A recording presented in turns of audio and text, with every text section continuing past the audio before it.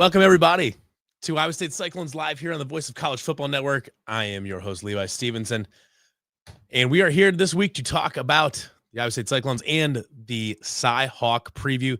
We are currently live both on my Iowa State channel, Iowa State, the Voice of College Football, as well as the Iowa channel, just so we can get some chimes in here from the Iowa fans as well, and they can get a preview from the other side of the line of scrimmage there from themselves. So, like I said, today we're going to talk about Iowa State's really impressive win last weekend against South Dakota Coyotes after starting off in Dublin with a win over Kansas State, and get into the CYHAWK week and how this all interacts. So first up, obviously the big deal this weekend, I would say coming back home after a kind of a weird week of travel to Dublin, Ireland. And this is a game too that I think a lot of people had on their calendars. South Dakota is a good football program. They're in top 5 in the FCS preseason poll. This looked like, and then Iowa State's coming off a weird travel situation, going to Ireland. They're getting back late. They have to get acclimated back time wise, and then it's also sandwiched between two rivals, your two biggest rivals, in Kansas State and Iowa. And this was always a game that was circled on the calendar as a place where Iowa State could, I don't know if they were how much, I don't know how scared people were that they were going to totally lay an egg and lose to South Dakota. But, for Iowa State fans in particular, you better believe it was on our minds. And, I think a lot of people at the minimum would be a sympathetic to the idea that they would have a little bit of a letdown and play this game closer than they needed to. But that is not what happened. Iowa State went out on Saturday at 2:30 p.m. against a good South Dakota opponent on Big Fox, and flat out demolished one of the best teams in the FCS.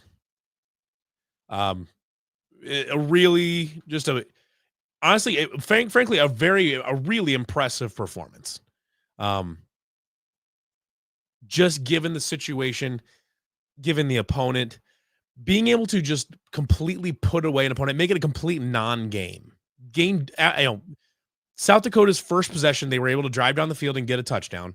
That was on their the scripted section of their game plan. Obviously usually the first 10 to 15 plays for any team in any game are going to be scripted so that they can move fast. They don't have to worry about communication. They don't have to worry about any of that. They can just go follow their game plan, and that's what they do. South Dakota burned basically all their script plays on that scoring drive. Credit to them. They did a good job. After that, they did virtually nothing. South Dakota quarterback Aiden Bauman, the Iowa State transfer, when you watch him, you can see a quality quarterback. You can absolutely see it. He's got good arm talent. He makes smart decisions. He stands tall in the pocket, doesn't get antsy. You can tell he's played a lot of football. Unfortunately, the defensive game plan was very, very good and helped bottle that up and make it almost a complete non-factor.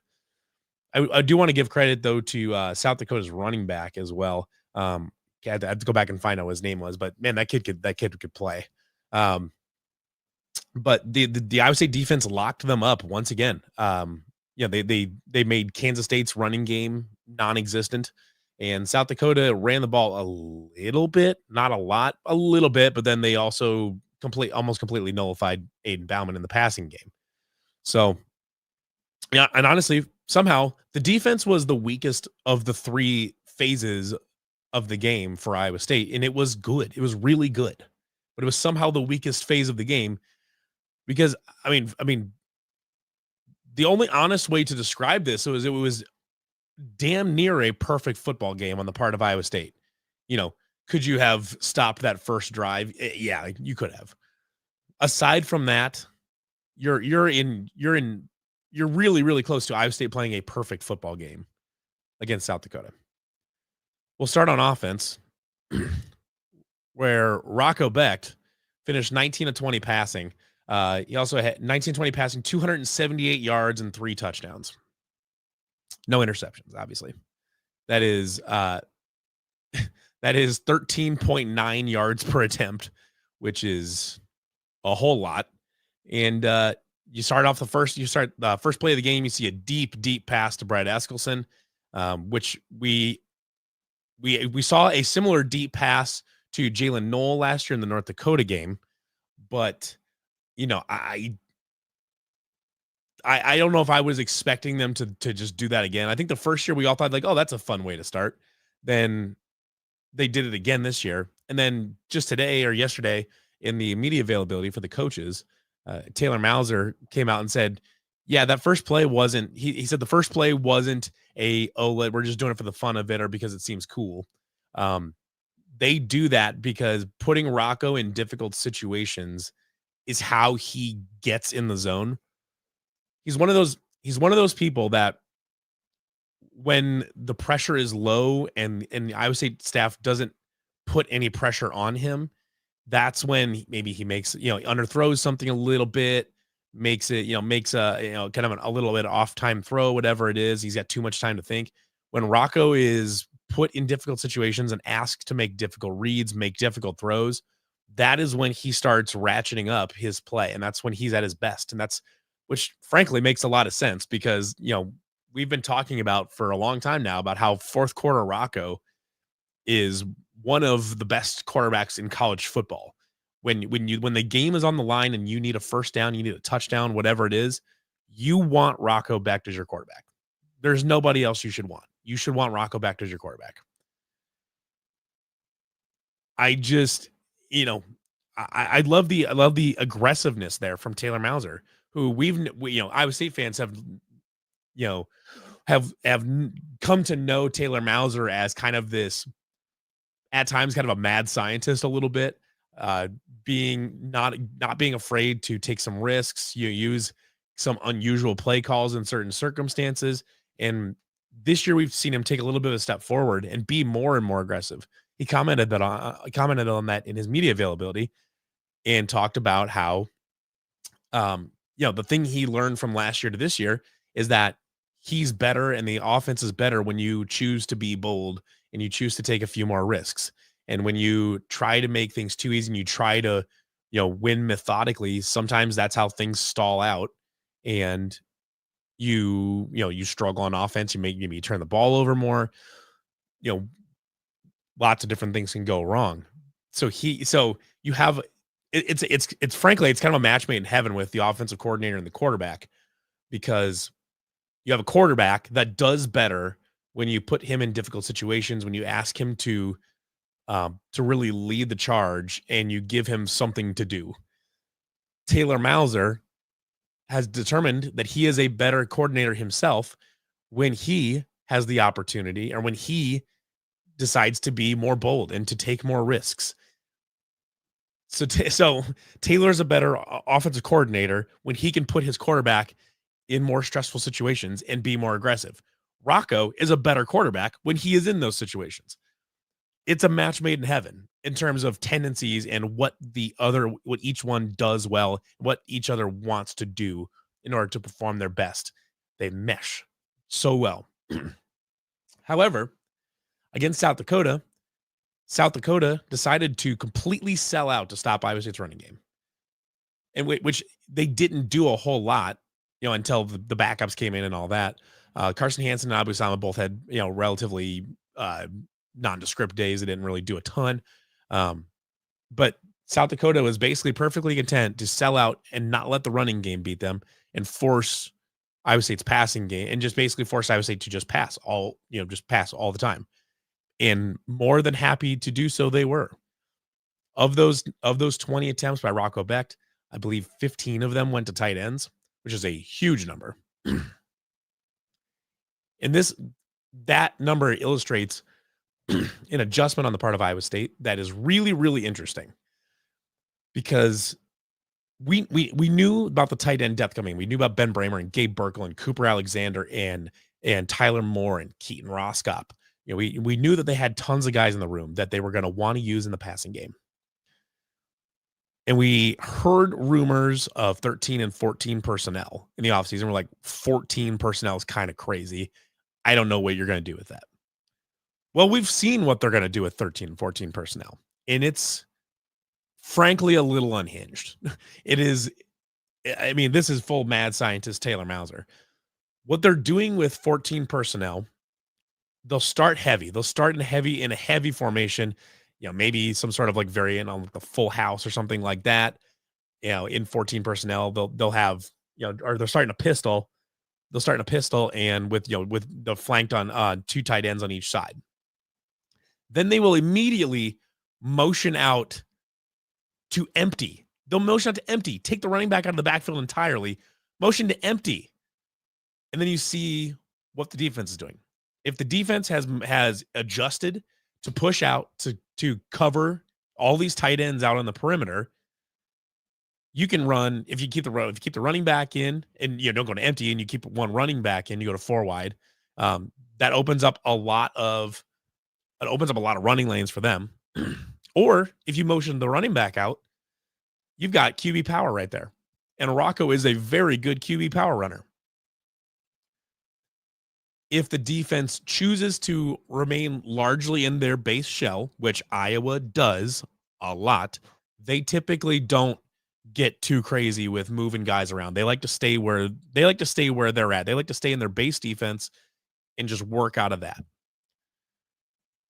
If they continue to do that, you're going to end up with matchups on the perimeter where it's 6'7" Ben Bramer against a 5'11" or a 6-foot cornerback. And that is a matchup that Iowa State fans and that Iowa State would love to see as often as possible, because there are very few corners in college football, very few 6-foot corners in college football that are going to be equipped to deal with Ben Bramer on a regular basis, and especially in the red zone. Unfortunately, Iowa State decided to go after some poor bastard on the South Dakota defense, and they hit him twice in the red zone with Ben Bramer just catching a ball over the top of him. Like, I mean, like you're playing backyard football with a bunch of 6th graders. It's an unfair matchup for the defense to have to deal with. And frankly, that has dealing with Iowa State's heavy tight end sets and how they're motioning guys out is probably a big, I would be shocked if that's not a big, point of emphasis for Phil Parker this week, because that is not something that Iowa ever has to defend. They don't ever have to defend 4 tight ends on the field, with 2 of them being at least 2 of them being very good receivers. Tyler Moore had a nice catch last week too. They will throw the ball to any of those 4 receivers. It's a unique defensive challenge for Iowa, especially given that the Hawks right now have major questions in their secondary. The corners, I don't know anybody that feels great about Iowa's corners. The safeties, maybe, but Xavier Wampa, as proved in last year's CYHAWK game, is a liability in deep coverage. So you're dealing with all this. You're dealing with all these tight ends on the perimeter. All of a sudden, now they motion back into a heavy set. You've brought in personnel. You've adjusted your scheme to deal with this wide set and dealing with your tight ends on the perimeter. I would say it goes back into a heavy set. And all of a sudden now you're too small, you're too slow, and your defense isn't prepared to deal with now 4 tight ends blocking for Abu Sama or Carson Hansen, who are going to be, especially Carson Hansen, who's probably coming screaming through an A gap, ready to lay his shoulders directly into a linebacker's chest. Yeah, Jay Bird brings a great point up here. On that red zone thing, Bramer didn't have to jump. He was literally just backpedaling and caught it above his head, and the corner looked completely helpless. He had no shot. There was no shot at defending that. And Ben Bramer didn't jump. Iowa will have the same issues. I would be shocked if Iowa State is on the 5-yard line or the 10-yard line next week. I would be shocked if we didn't see something like this to get Ben Bramer on a corner on the outside and watch them go to Bramer in the end zone with that matchup. I'd be shocked if they didn't. And the only reason they wouldn't is if Iowa brings safeties over to bracket Burkle and Bramer on the perimeter and chooses to leave the middle of the field open, in which case you can have Tyler Moore there. Maybe you got a receiver Maybe you've got Xavier Townsend parked inside on the slot with Ben Bramer on the outside, which is, again, unhinged. But then if you get that, your safeties are out of the middle of the field. Give me Xavier Townsend to beat his man one-on-one on a slant route or on an in-breaking route or even on a zig route. Give me Xavier Townsend to win that matchup. This offense, as it's been running right now, creates massive problems for a defense that is schematically fairly inflexible. They've got good players. Iowa's got a good defense. I'm not saying they don't have a good defense. They have a good defense. Their front seven's very good. But schematically, they like to sit in their base shell. They don't like to move around. They don't like to flex around. They don't like to, when guys are motioning around, they may expand and contract a little bit, but for the most part, they're going to sit where they're at. Accelerator says, my honest prediction, Iowa Hawkeyes 135, Clone 6. You know what? If you're correct, good on you. It's just what Iowa State is doing with its tight ends right now is really, really unique. And it's a very interesting problem that Phil Parker will have to figure out how to deal with. Because the other part of this equation here, Aaron says Iowa has, I actually missed it. So Iowa has no offense, dude. They haven't shown me anything more than last year. I'm praying to gods we beat ISU. We'll talk about them in a little defense when we talk about the other side of the football, but it's an interesting point. Sama's also a decent threat as a receiver. Would love to see him either leak out or hit a Texas route or a wheel route. That's the thing too, is we haven't seen in the first two games. We really haven't seen the running backs used in the passing game much at all. And that is a weapon that Iowa State has in its pocket. We know that they are more than comfortable throwing the ball to Carson Hansen and Abu Sama. We know that they're fine with that. We have not seen it at all this year. We have not seen what that looks like in the context of all these new personnel packages that Iowa State is rolling out. We haven't seen that. And I would guess we might see something like that. We might see, a fun little, go to 23 personnel and have a misdirect where basically Sama and Carson both go to the flats and the screen is just to whichever side you call the offensive line to, basically. And I was forced to literally flip a coin to figure out which side they're going to defend, or they're going to divide their defense, obviously. So something like that is just asking to be run against an Iowa team that has not seen that and is not, their base shell isn't necessarily equipped to deal with tons and tons of pre-snap formation, pre-snap movement and stuff like that. It's not that they can't handle it, but it's not, it doesn't react the same way that like Iowa State's 3-3 stack does or anything like that, where guys will move around and adjust to all this stuff. Yeah, the 4th and 1 against Kansas State at the end of the game is the only notable time I've seen them target a running back in the passing game. But that's absolutely in their pocket. The other part of this, about this passing game that makes this difficult, is we just saw the first few notable touches, the first few touches for Xavier Townsend this past week, the transfer receiver from UCF. Now, this is a guy that if you've been watching the show, this is a guy that I have been beating the Xavier Townsend drum since he committed last November or December or whatever it was. Ever since we knew he was going to be here, I've been beating that drum. That Xavier Townsend is going to be a game changer here. Now, it appears that he's not going to be returning kicks and punts because Aiden Flora has rightfully stolen that job, which we will talk about that here in a little bit because he's off to an amazing start on special teams.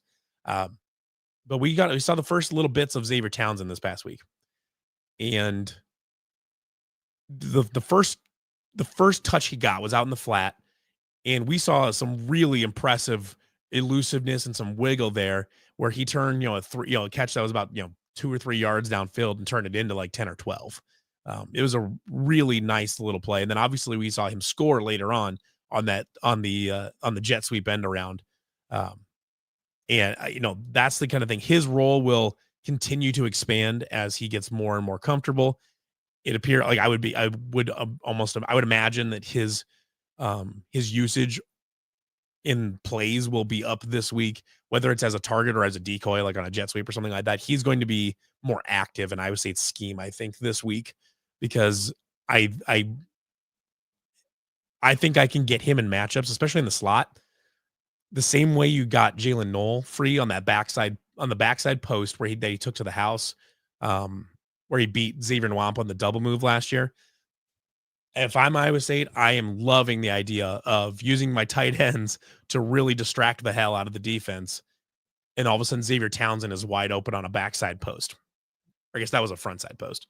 But, you know, I I think we're going to see an expansion of Xavier Townsend's role this week, and I'm really excited to see that.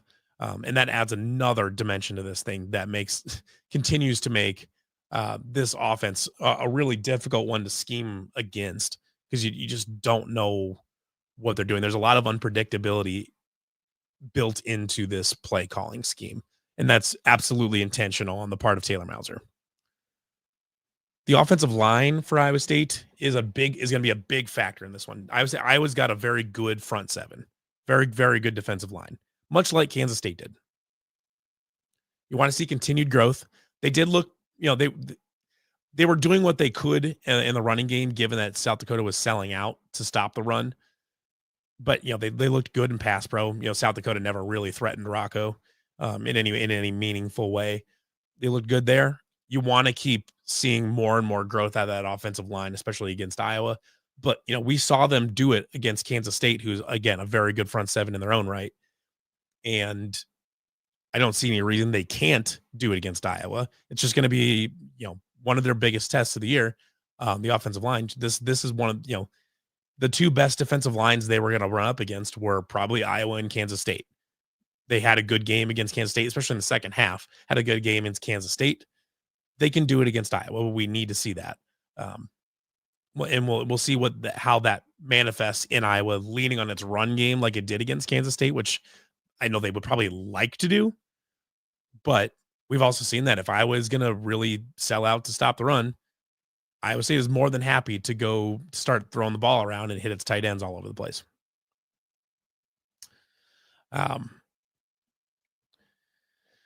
Yeah, so that's kind of where I'm at on offense. So, Dylan Jaybird says Dylan Lee was impressive and Flora has been impressive on special teams, whether he's a gunner or a returner. I really hope Flora is able to play this weekend. Yeah, we're going to talk about special teams here in a little bit and exactly how Aiden Flora figures into all of this. But Dylan Lee did come in towards the end of really basically the entire last quarter and a half of the South Dakota game. He was the primary running back, and he looked good. He's got wiggle. He's got speed, good vision. I don't know for sure if that was enough to get him, gain, carries against Iowa in any critical situations. I don't know. Maybe it was. That would depend on, I have no reason to believe that Carson Hansen, Abu Sama aren't healthy, but if for whatever reason one of them is a little bit banged up, maybe then you would definitely see Dylan Lee get some, or if, Hansen and Sama are both having bad games or whatever. But either way, Dylan Lee looked good. You have to be encouraged by what you saw from Dylan Lee whenever his name is going to get called for meaningful stuff. Let's flip over to the other side of the ball now. You have to excuse me. My voice is really hoarse. I've been kind of half sick since I got home from Ireland. Move over to the other side of the ball. Iowa State on defense, Iowa on offense. The great news for Iowa State on defense is we've seen an okay analog for Iowa in the form of Kansas State. Both have quarterbacks that can run the ball. Avery Johnson's a different kind of runner than Mark Gronowski. Mark Gronowski is definitely more of a physical runner that's okay with finding contact. Avery Johnson is a coward that is very fast. Iowa State has generally been able to deal with both in the past, but especially if you know that it's coming. The tricky part for Iowa State will obviously be dealing with Iowa's offensive line and that running game, who they ran for 300 yards against Albany. We will see if they can follow that up against a defense with a pulse. Albany is not only an FCS school, but they are a bad FCS school. Iowa did what Iowa should do against FCS teams, which is dominate the offensive line, dominate the line of scrimmage with their offensive line and let the running backs do their thing. Um, Freshman Xavier Williams had a good day. Tough guy to bring down. Very much reminiscent of like a Sean Green type, if any Iowa State fans are remember that guy. Doak Walker Award winner, I believe, or finalist at least for Iowa. Tough guy to bring down. Not necessarily the fastest guy, but good enough in Iowa's scheme to do what he needs to do, basically. They've got a few other guys. Jazz Patterson's in there, worth noting. Kamari Moulton, we'll see if he's playing this week. I don't know. He got injured last week. I don't know if Moulton is playing or not. That's really what you're dealing with for Iowa State's defense. The tricky part here, weirdly, the X factor, I can't believe I'm saying this. The X factor for Iowa on offense is their passing game, which frankly is a crazy sentence. But I really think it's true, because Mark Gronowski was not only, his final stat line, I think it was 8 for 15 for 44 yards, something in that neighborhood. Not good. Just a real tough day. I'll pull it up just to make sure I get the exact right. I know they had 44 yards passing. 8 of 15, 44 yards passing and a touchdown for 2.9 yards per attempt, 5.5 yards per completion. Now, he did finish better than he started. I think he completed like 6 of his last 7 or something like that. His first quarter and a half were some of the worst football I've ever seen from an Iowa quarterback. It was befuddling. It didn't make any sense. But he was taking easy throws, like a 20-yard completion to a wide open receiver in the end zone, and short hopping it by 5-10 yards. It was pretty wild to see. He was missing rudimentary throws by 10 feet. It was befuddling. I don't understand. Like, nobody could figure anything out about why this was happening. He got better, but the way he started that game and just the complete lack of initiative from Iowa, from Tim Lester in the passing game, the willingness to just not even attempt to get your quarterback in any sort of rhythm throwing the ball, was a confusing decision for me, to say the least. And if I were an Iowa fan, I would feel very unsatisfied with the complete lack of attempt to establish any sort of an acceptable passing game. Now, Iowa as an offense, as a program, is never going to ever be the program that sits back and is getting ready to throw for 3 bills or for 350, 400 yards. It's never going to happen. Usually if they break 200 yards passing, that was a big day. They had 44 against one of the worst teams in the FBS or in the FCS. And they really didn't try. Granted, that was because they ran for 300 yards in Albany. And I totally get wanting to just run the ball and get out of that game. I get it. I do. The problem is that transfer players take a while to get up to speed. Especially transfer quarterbacks need time. They need reps in the offense to figure out what's going on, to get up to speed to the FBS game, to get more feel for where their scheme is at. Only throwing 15 passes, and especially those first like 7 or 8 of them, and deciding we're going to do as little passing as possible this game instead of getting Gronowski into any sort of reasonably, good rhythm. I frankly think is a mistake. Because now you're asking Mark Gronowski to finally find his sea legs in the FBS at a Power 4 program. You're asking him to do that on the road against one of the better defenses on his schedule, one of the better teams on his schedule, and one of the best secondaries he's going to face all year. Maybe the best secondary he's going to face all year. And that just seems like a dubious proposition to expect him to go from, what that just abomination we saw against Albany and then magically turn into Andrew Luck against Iowa State on the road. That seems risky to me. especially because Iowa's running game is going to be running into a defense that is very deep at the linebacker, at the safety spot, at the corner spot. You know, they're deep with bodies at all of the, especially at linebacker and safety. Iowa State has plenty of dudes, plenty of capable people in that depth chart to be able to sit there and deal with an Iowa run, a persistent Iowa running game that is just going over and over and over and over and over and over and over again. They've got the bodies to stay fresh.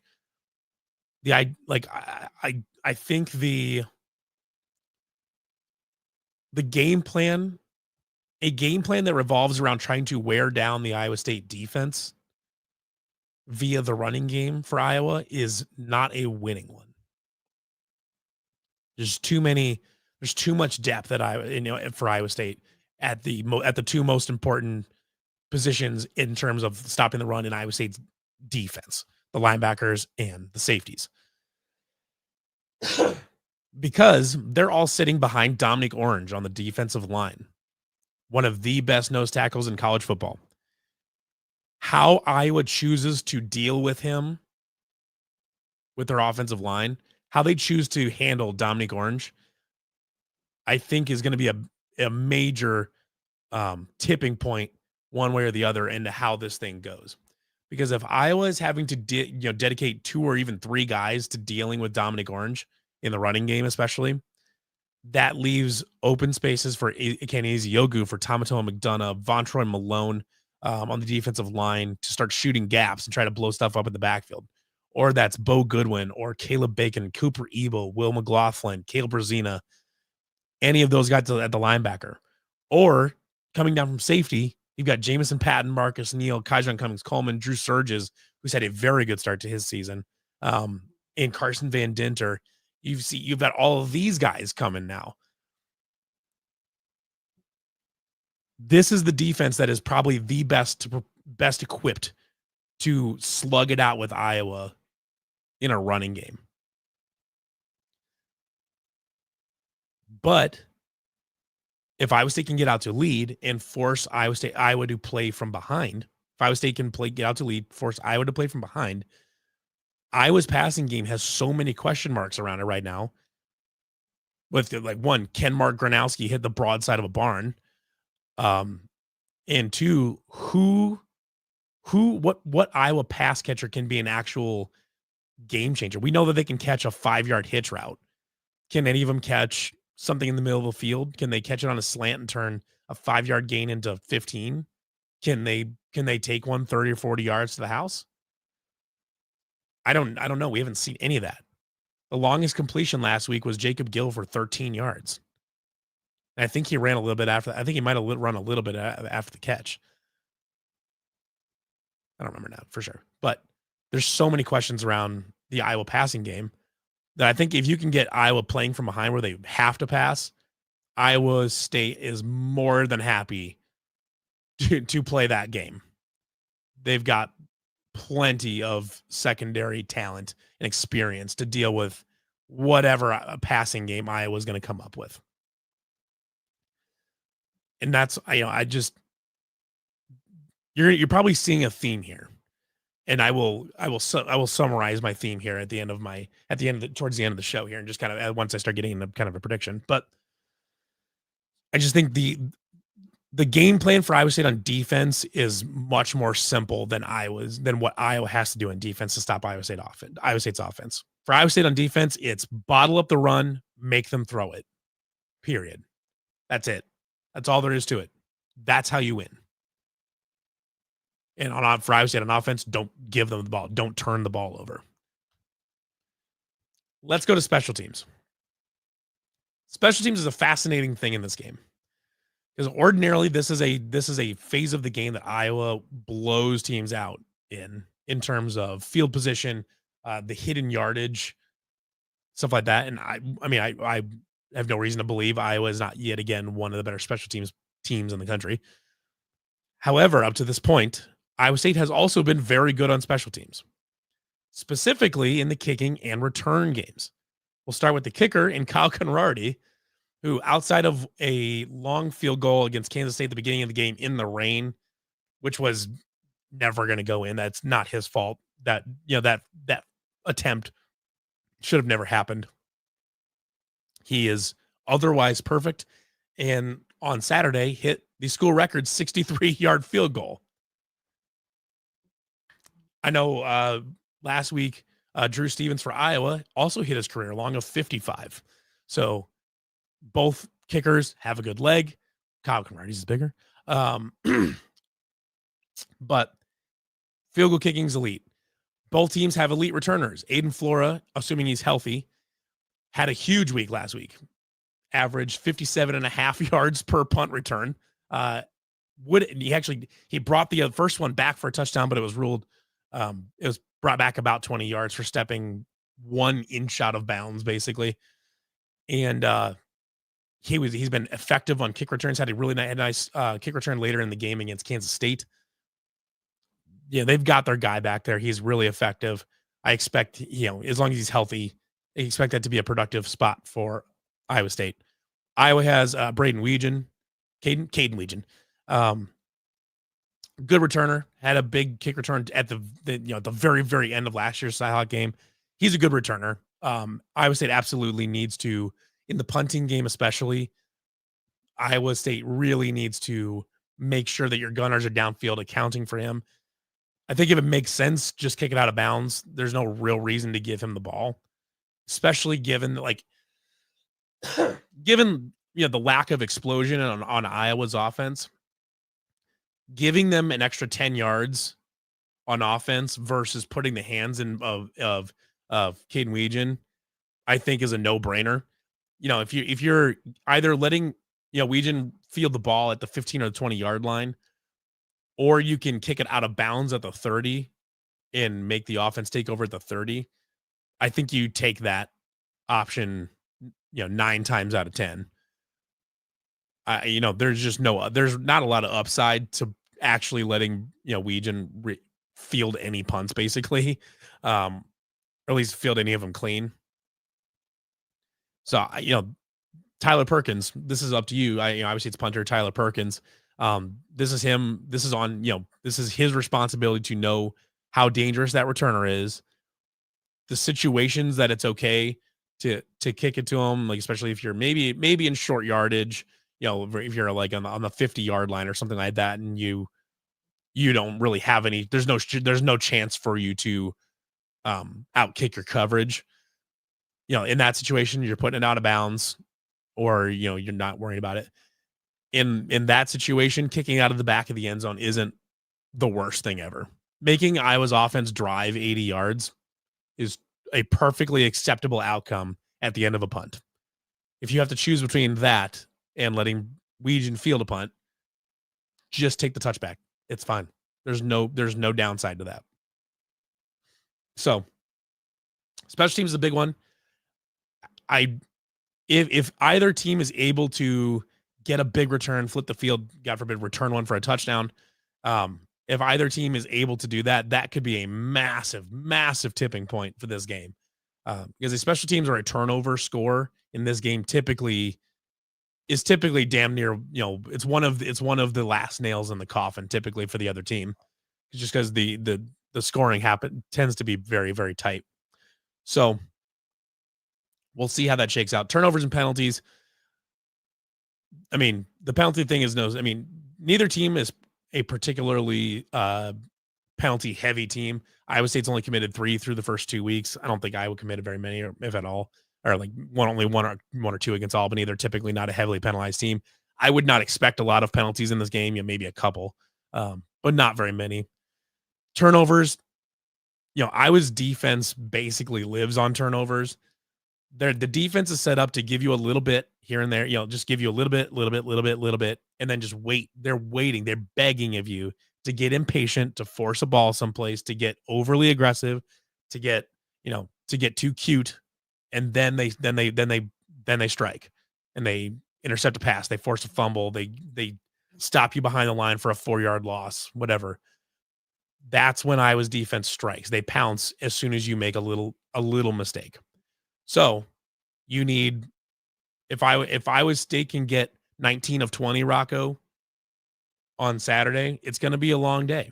It's going to be a real long day for Iowa. But that is going to be the key there. If Iowa State can take care of the ball and not give Iowa any short fields or any extra possessions, or if you turn it over, on the 10-yard line. A red zone turnover against Iowa isn't necessarily catastrophic. It's not really much different than punting it, basically. You'd like to get the points, obviously, but there are more fearful, more prolific offenses that you would regret a lot more leaving in that spot. The turnover battle will go a long ways here. If Iowa does turn it over, that's major problems for them. Because, like I said, I don't think that team is remotely equipped to play from behind. If they have to come back from 2 scores down, you do not love Iowa State. You do not love Iowa's chances. They just don't have the firepower to go on quick drives or anything like that. They just don't. So it's tricky. So I want to talk to this is kind of my overall feelings on the game. Not necessarily like matchup specific. There's when you're looking at this game from the outside. For one, the weather on Saturday is supposed to be 65 and sunny. Perfect weather. Beautiful weather for this game. So fortunately, like rain and wind should not be such a big deal. When you're looking at just kind of where these two teams are at right now, I think the external factors for this game lean extremely heavily in Iowa State's favor. You have a team that's played 2 games against 2 good opponents. One of them is not all that dissimilar from Iowa. Schematically, maybe they're a little bit different, but as far as just what the teams are trying to do and how they play football, not all that different from Iowa. Kansas State likes to do things fairly similarly to how Iowa does them. They're more dynamic. They've got more athleticism at the skill positions. Their quarterback's a different style of runner. But how they want to win games is basically the same. And you've proven that you can beat a team like that. You've also proven against a good South Dakota team that you're perfectly happy winning a game through the air and letting Rocco be Rocco and letting your tight ends dominate a game and create tons and tons of matchup problems all over the place and letting your receivers be a kind of a fun little X factor that we really haven't seen much yet. Iowa has no tape on Chase Soul. They have little tape on Xavier Townsend. They have tape on Brett Eskelson catching some deep balls. They know that he's a player to pay attention to. But that's it. They've got one guy. Mitchell Hagers wants to know, is Kansas State better than Iowa? What a fascinating question at this point in the season. It's an interesting question because Kansas State, even if they have some problems, is very clearly the superior team on offense. It's really not close. They've got a better run. They've got a much better passing game, even though I'm not an Avery Johnson guy. Their offense is far more dynamic than Iowa's is.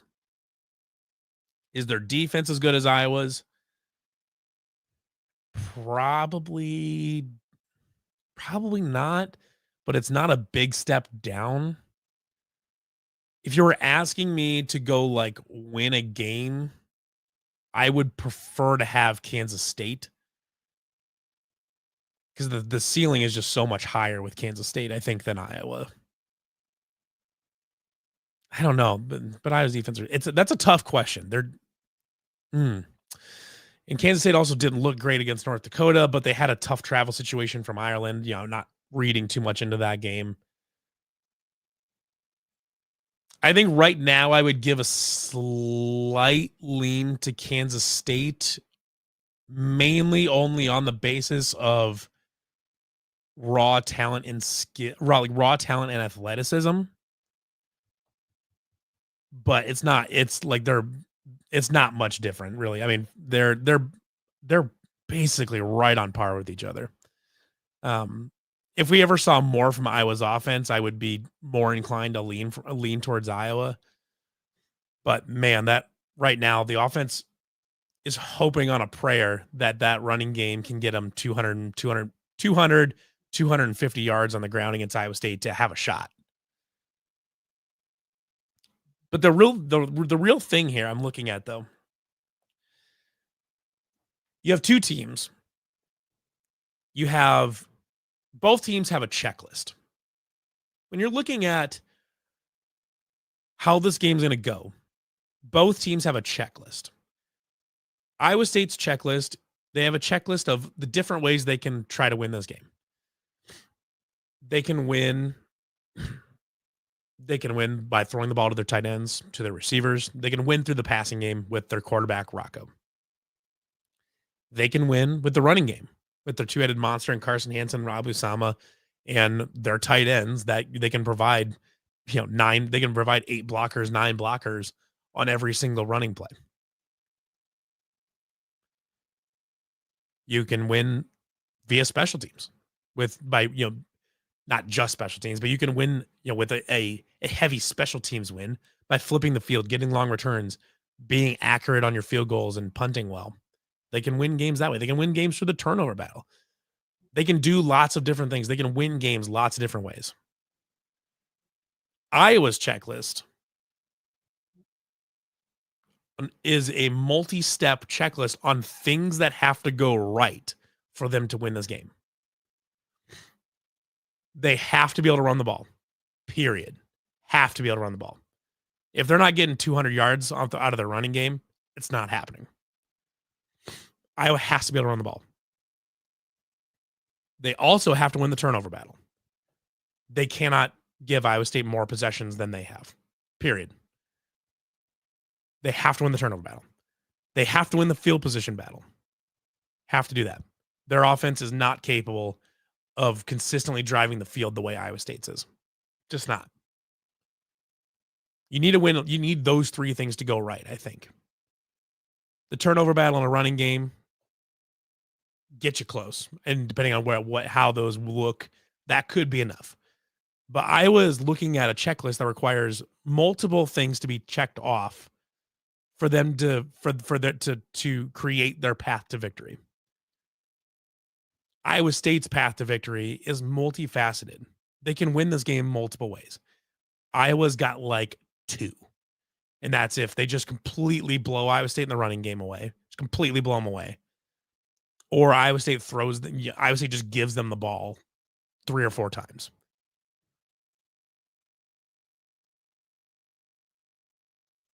That's there.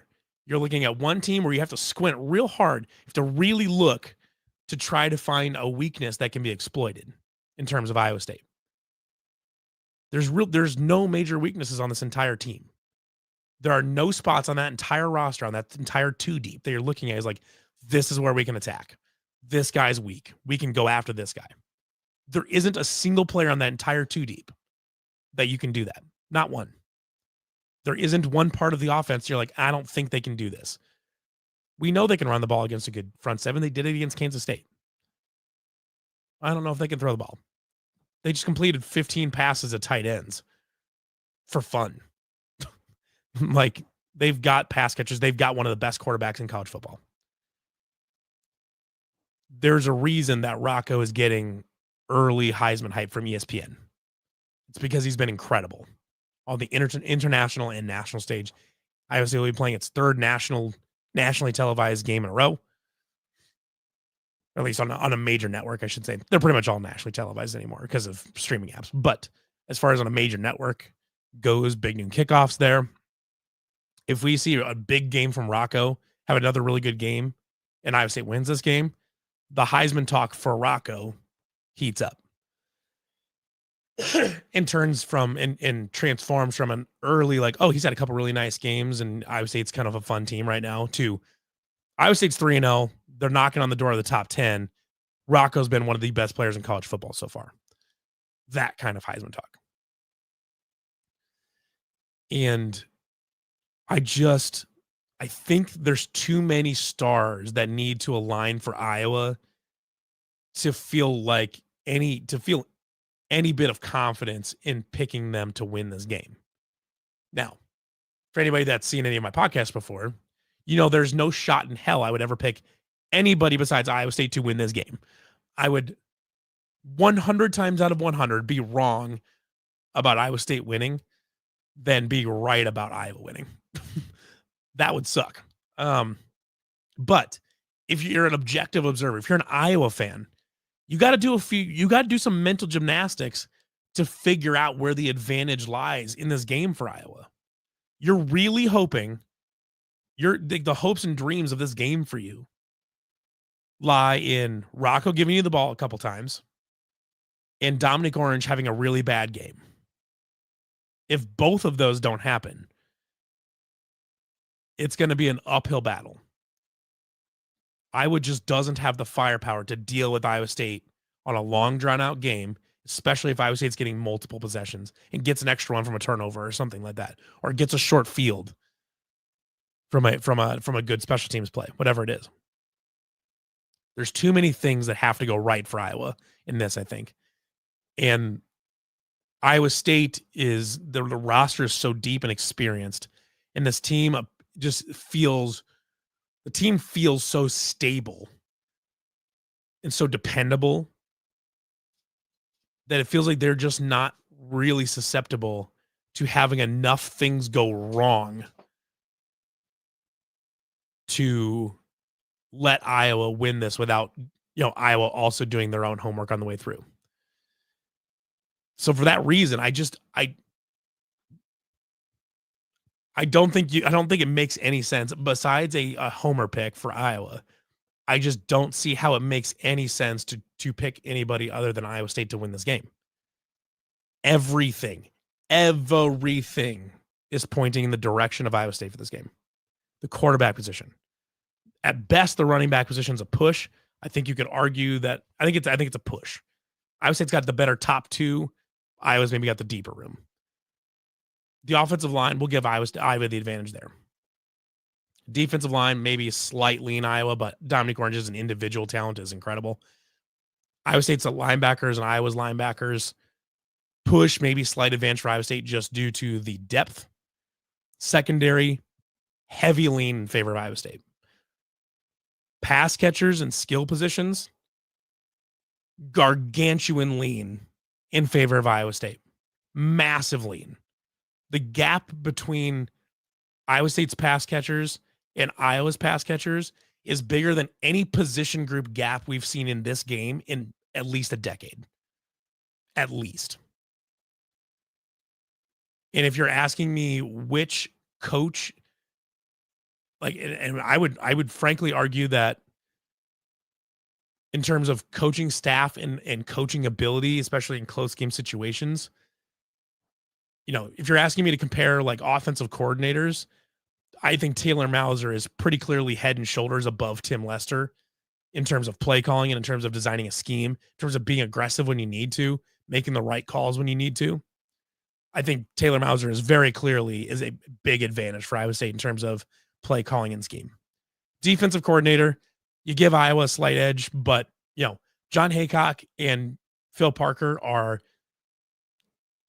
two of the best 4 or 5 defensive coordinators in college football, and neither of them are 5. I would say they're both top 4 at worst. They're both incredibly good at their jobs. But I will, if they're the best and second best coordinators in college football, I will give the slight lean to Phil Parker. But it's mostly a push in terms of defensive coordinators. And the special teams are both playing well. Which is all to say, really, when you take the sum total of the gap between position groups across the team, across the two deeps, there's so many things pointing in the direction of Iowa State here. I mean, even as a homer, like I said, I would never pick Iowa to win this game. But at this point, I looked at the 2.5-point spread from Vegas, and I couldn't figure out how they were justifying it. That's essentially saying that Iowa would be a favor on a neutral field, which feels insane to me. I understand it's a rivalry game and that weird shit happens. I get it. I do. And maybe weird shit will happen. Maybe Mark Gronowski turns into Andrew Luck on Saturday, and we're all dumbfounded. but I don't see it. I just don't. There's too much evidence for Iowa State that Iowa State is a good, solid, consistent football team, and a versatile football team. There's too much evidence pointing that direction for me to give credence even to that 2.5 point favorite. So my score prediction for Saturday. I've been thinking about this a little bit because I mean the going wisdom, I guess, is that this game is going to be low scoring and all this. And I think it will be lower scoring. But we also had that random aberration in 2011 that should have been low scoring and ended up being 44-41. However,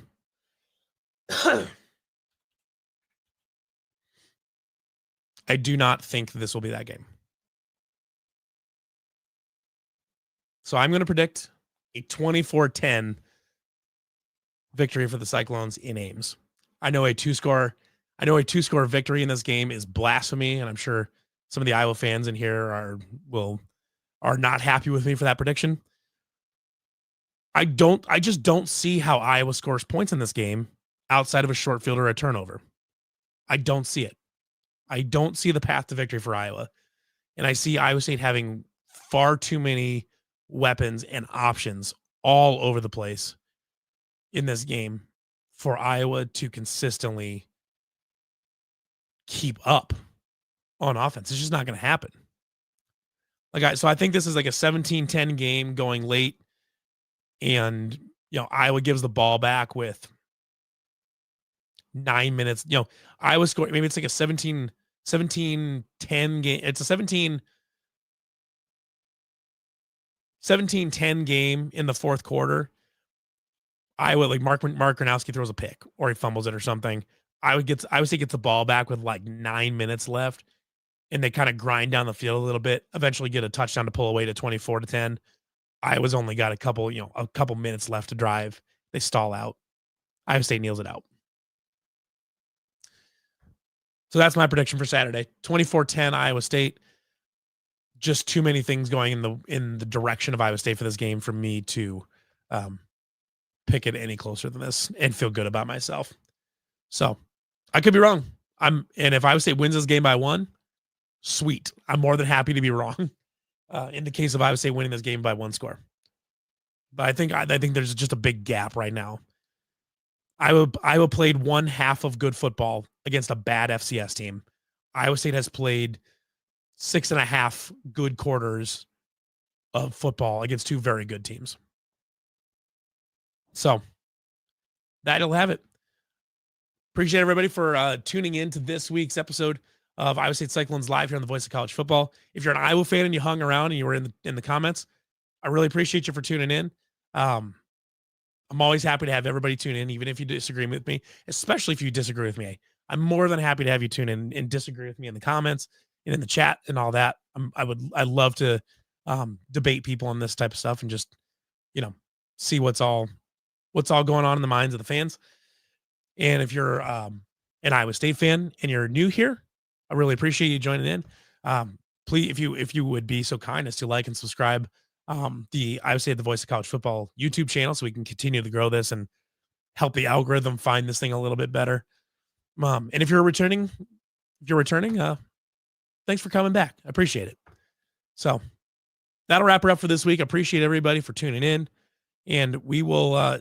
If anybody's going to Jack Trice on Saturday, maybe I'll see you there. We'll be there bright and early, having a good time, and see how this game goes. So everybody, have a great rest of your week. Go Cyclones.